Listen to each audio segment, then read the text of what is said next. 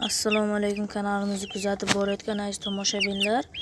Bugungi videoda sizlar bilan jo'jalarga qanday yem berish haqida gaplashamiz. Aralashma yemimizni o'zgartirdik. Chunki havo isiyapti, u yemimiz mos kelmayapti issiq havoga. Shuning uchun biz boshqa yemga o'tdik. Endi shularni sizlarga tanishtirib o'taman.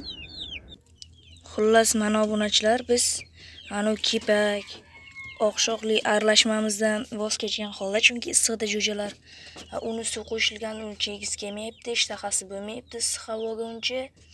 Ham issiq havoda tez achib qolishi mumkin. Shuning uchun biz oddiy usulga o'tdik.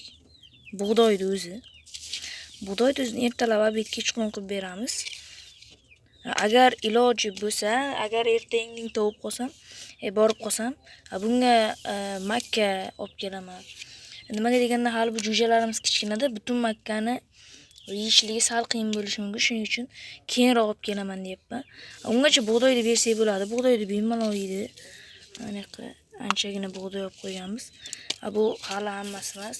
Anchagina bug'doy olib qo'yganmiz jo'jalarimizni yeyish uchun.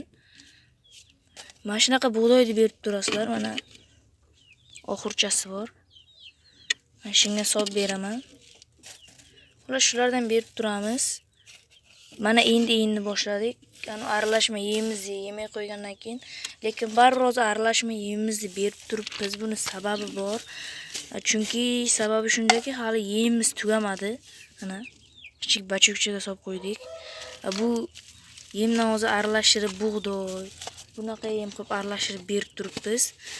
Agar tugab qolsa, bu o'sha aralashmaymiz, keyin pulni mana shunga o'tamiz. Faqat mana shuni beramiz. Ko'pgina bug'doy olib qo'yganmiz mana. Mana ham mana. Bug'doylarimiz bir hammasi 1-2-3 kilodan. Mana da qopga ham solib qo'yganman, 15 kilo bug'doy. Ular jo'jalarimizga shundan berib katta qilamiz. Bu yaxshi yem. Shundan berib katta qilishga harakat qilamiz. Yana eslatib o'taman.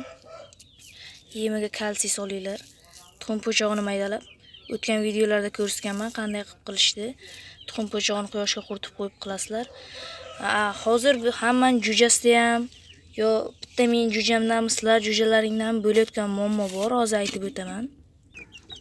Men aytayotgan muammo shundan iboratki, sizlarda ham jo'jalaringga cho'qish kasalligi boshlangan bu.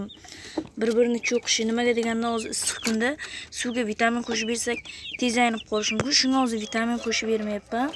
Menimcha endi kunda 2-3 marta bo'lsa ham endi vitamin qo'shib berishimizga to'g'ri keladi.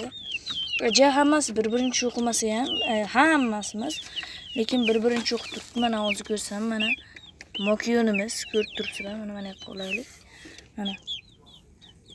Ana ko'rinayotgan bo'lsa ko'rasizlarmi? Oyog'ini yeb qo'ygan. Bunga zelionka qilib qo'ydik. Keyingi videolarda men sizlarga shu cho'qish kasalligini qanday davolash, vitaminsiz o'shlarni birinma-ketin o'rgatib o'taman. Video qilib chiqaraman. Ungacha sizlar meni mehnatimni qadrlagan holda kanalga obuna bo'lib, obuna bo'lishni unutmanglar. E'tibor uchun rahmat. Keyingi video shu haqida bo'ladi.